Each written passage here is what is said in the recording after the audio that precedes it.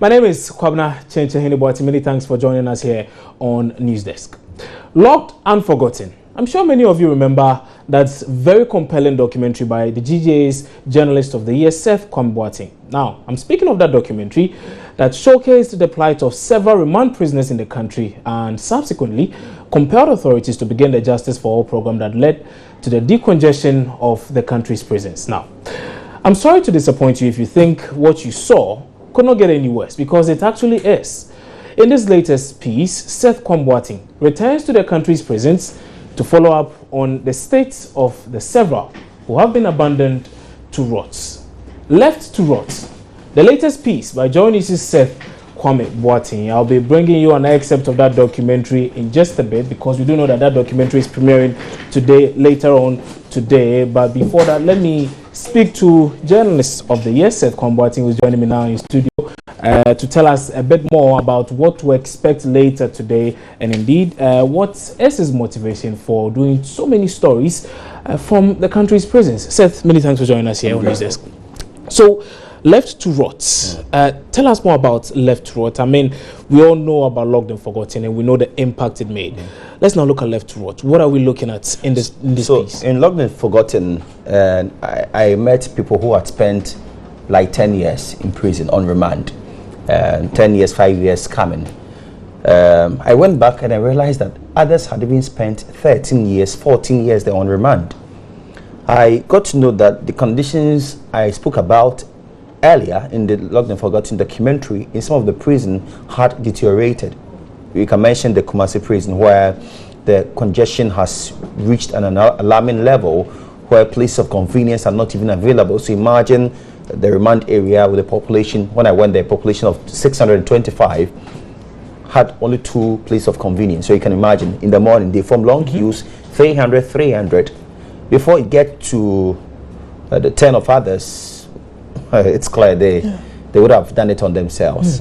So it's very humiliating, the conditions there. So we are telling this story, but the Justice for All program helped in some of the prisons. We can mention that in some medium security prison, where the remand population had reduced by half the time I went there. Okay. Yeah, and my understanding was that it was because they had built a permanent remand court in that prison. Okay. So it appears we need that in almost all the prisons to help deal with the congestion situation. Okay, so we'll be delving some more into the premiere today and what it is that many of you out there need to expect later today. But here are some excerpts of that latest piece by award-winning Seth Kwamboateng. It's titled Left to Rot. According to the United Nations Standard Minimum Rules for the Treatment of Prisoners, all countries have an obligation to observe certain basic human rights standards in their prisons. Standards regarding the conditions of detention must be observed regardless of a state party's level of development. The UN demands a minimum floor space and cubic content of air for each prisoner, adequate sanitary facilities, clothing which shall by in no manner degrading or humiliating, provision of a separate bed, and provision of food of nutritional value adequate for health and strength.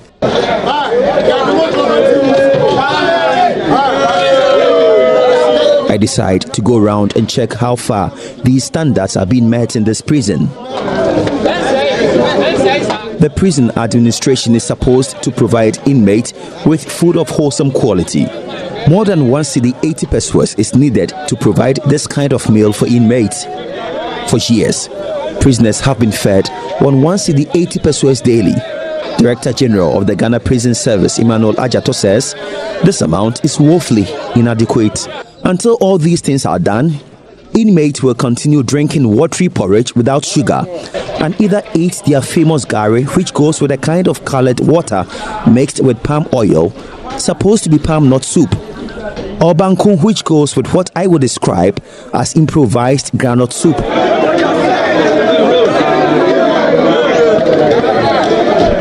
For first-hand information, the inmates, together with their officers, agreed to lead me to their places of convenience. The stench is extremely unbearable.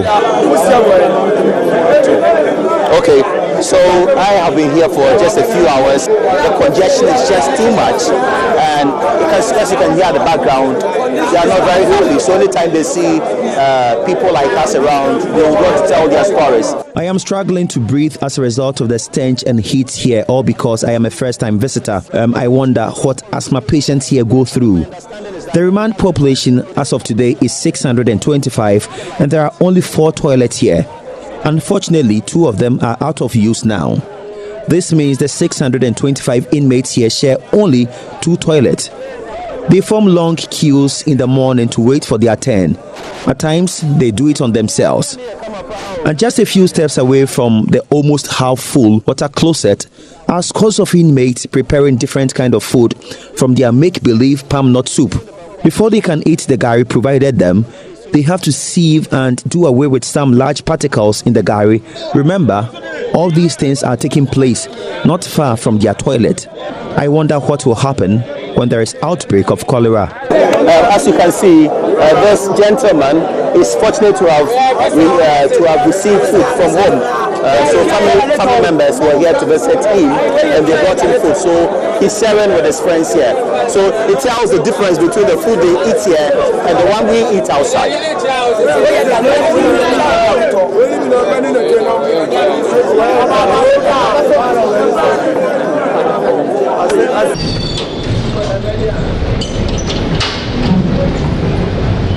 I am back at the Kumasi prison. It is few minutes past 4 p.m. and it is time for the inmates to be locked up, so officers are conducting their last roll call.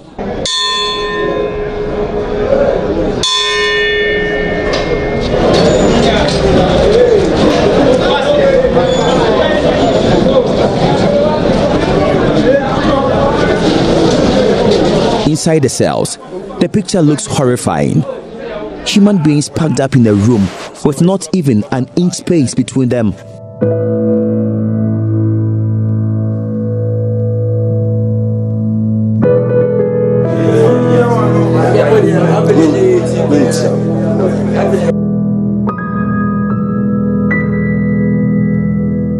They have been carefully arranged according to the years they have spent in the prison.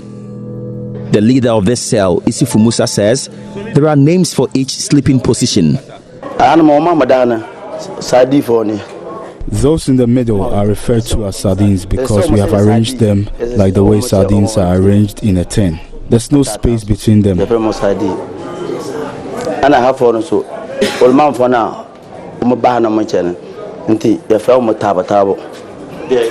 On my extreme right are the elderly and those who are not well. We call them tabo tabo. The aged sleep there.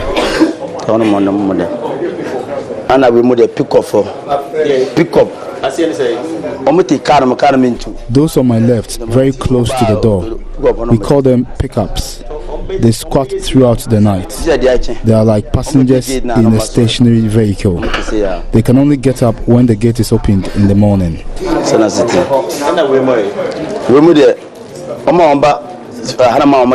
For those on my left, very close to the wall, they have been here for over 4 years.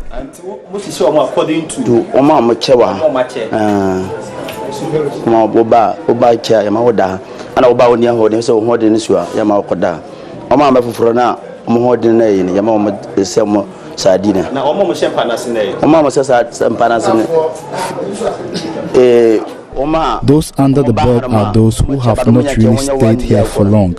They have not gone beyond 2 years. 18.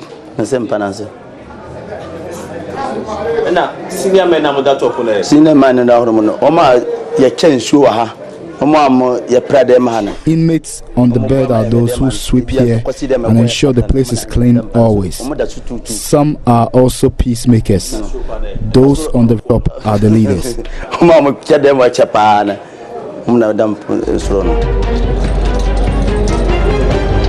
Left to Rot, premiering Wednesday 22nd June at 4 p.m. at the auditorium of the New Court Complex, and airing on Joy FM Thursday 23rd June at 8:30 a.m. on the Super Morning Show, and 27th and 28th June 6:30 p.m.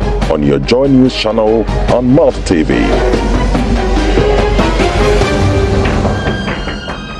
So those were excerpts of that documentary, Left to Rot, produced by Seth Pamboateng, the 2015 Journalist of the Year. He was given the award at the GJ Awards last year. We are hoping he sweeps yet again that award this year. But let's come back to the main issue. Obviously, the issue has to do with that documentary. So, Seth, this documentary is premiering today.